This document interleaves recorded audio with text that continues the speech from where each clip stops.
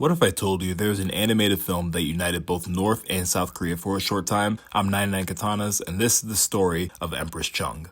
But before we talk about the production of Empress Chung, let's talk about the story. And the premise of Empress Chung, it's based on a Korean folktale called The Story of Sim Chaeyoung, or The Tale of Sim Chung. The original well-known Korean folktale is a story about filial piety, which is the virtue of exhibiting love and respect for your parents, elders, and ancestors, like being good to your parents, being good outside of the house so that you bring respect and honor to your family's name. Asian culture's filial piety is a very important virtue and value within families. What happens in the original is the main character, Sim Chaeyoung, throws herself into the Indang Sea as a sacrifice so that her blind father can see again. This selfless act causes her to be resurrected and become an empress, and her father's blindness is cured. Animated Empress Chung follows the same exact premise as the original, but instead of her throwing herself into the Indang Sea, she sacrificed herself to a sea dragon, still becoming an empress and her father still regaining his eyesight. So now, let's talk about the production of the movie. Empress Chung was directed by Nelson Shin, who is a famous North Korean-born animator/director, most notably directing animated films such as The Transformers the movie, The Frog Kingdom, and the film we're talking about today, Empress Chung. Shin also famously founded the South Korean animation studio ACOM, or Animation Korea Movie, in 1985.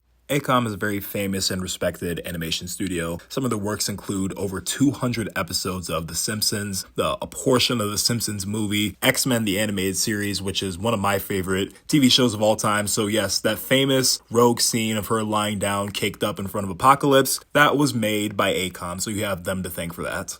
Batman the Animated Series, the 1980s rendition of the Transformers, the first 11 seasons of Arthur, the 5 of the Land Before Time movies, the Gargoyles, the Oblongs, seasons 1 through 4 of the Animaniacs, and the list goes on and on. This film became the personal love project of Shin, who spent a lot of his own money on the film, and over the course of 7 years, he spent the equivalent of 6.5 million United States dollars. So, in an attempt to save costs, he worked with the animation studio SEK Studio, or Scientific Educational Korea, also known as Korean April 26th Animation Studio, which is owned by the North Korean government. Part of the reason why he worked with SEK Studio was because North Korean animators are paid far less than their South Korean counterparts. And don't get it twisted, just because SEK Studio is owned by the North Korean government, they are still talented in their own right, even though a lot of the films that they have made are North Korean approved films and productions. They have been outsourced for shows like Invincible, Avatar: The Last Airbender, Futurama, Bender's Big Score, and The Simpsons movie. And I know what you're thinking, don't North and South Korea kind of hate each other? Well, this film was made during the Sunshine Policy years in South Korea. So to simplify it, from 1998 to 2008, the South Korean government had the Sunshine Policy, which was officially known as the Reconciliation and Cooperation Policy towards the North. And the goal of it was to soften North Korea's attitudes towards them by encouraging interaction and economic assistance. And this film fell into one of their national security policies at the time, which was to actively seek peace and mutual partnership with the North. So what a better way to unite and have partnership than through a shared mutual Korean folktale and make a movie about it. The film used 500 editors, 400 of which were from SEK Studio in North Korea. Shin even visited Pyongyang, the North Korean capital, 18 times to supervise the production of this film. So a fun fact about production of the film, Shin incorporated aspects of his personal life into the film, such as turning his pets into characters, and originally the film was to take place in the Goryeo era, but for historical accuracy, it was written to take place in the Joseon era. Several locations in the film are based on real Korean temples and palaces, including Gyeongbokgung. I sincerely apologize in advance if I have butchered any of these Korean pronunciations.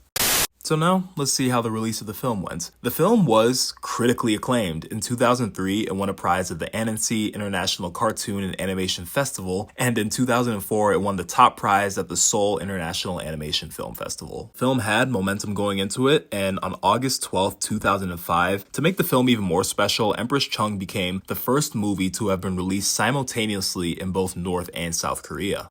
It played in 6 theaters in North Korea and 51 theaters in South Korea. However, despite the critical acclaim, it was a commercial failure, only grossing around 140,000 US dollars on its opening weekend against a $6.5 million budget. Empress Chung never had a home release version, and now it's essentially a lost film, unfortunately. But with all this critical acclaim for it, how did this movie do so bad in the box office? Well, my personal theory is that it was towards the end of the Sunshine Policy, so the cooperation and reconciliation policy towards North Korea was probably falling apart at the hinges. Most likely due to it being towards the end of this policy, a lot of South Koreans probably didn't want to go see a movie that they know North Korea had a hand in. To look in the North, most North Koreans don't have the funds to go to a movie theater, which means only a few of the 1% in North Korea would have been able to actually see this movie. And considering how small the 1% is in North Korea, that does not lead to a whole lot of box sale office tickets. And that was the story of Empress Chung. If you made it to the end, thank you for watching. Thank you for taking the time out of your busy day to watch my video, whether you're watching or listening to it. I appreciate it from the bottom of my heart. We are in December. It is the holiday season, so happy holidays. Spend it with your loved ones. Spend it with whoever you want to and whoever you care about. So if you made it this far, let me know who your top artist on Spotify is. Mine was Tate McRae, but let me know what yours is in the comments down below, and I'll see you guys the next time.